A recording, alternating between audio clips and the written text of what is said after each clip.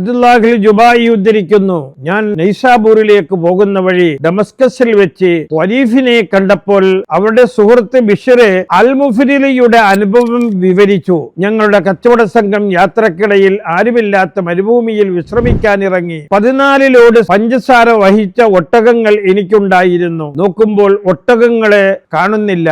അന്വേഷിച്ചെങ്കിലും കണ്ടെത്താനായില്ല. എനിക്ക് സംഘവുമായി വേർപിരിയേണ്ടി വന്നു. സുഹൃത്തിന് ഷെയ്ഖിന്റെ വാക്ക് ഓർമ്മ വന്നു. ഏത് പ്രതിസന്ധി ഘട്ടത്തിലും എന്നെ വിളിച്ചോളൂ, പരിഹാരമുണ്ടാകും. വിശ്വാസത്തോടെ ഓ ഷെയ്ഖ് അബ്ദുൽ ഖാദിർ, എന്റെ ഒട്ടകങ്ങൾ വ്യസനത്തോടെ വിളിച്ചു. ഉടൻ കുന്നിൻ പുറത്ത് നിന്ന് ഒരാൾ മാടി വിളിച്ചു. ഞാൻ അവിടേക്ക് ചെന്നു. ഒന്നും കണ്ടില്ല. കുറച്ചു നടന്നു കുന്നിൻ താഴെ വരയിലേക്ക് നോക്കുമ്പോൾ ലഗേജ് ചുമക്കുന്ന ഒട്ടകങ്ങളെ കണ്ടു.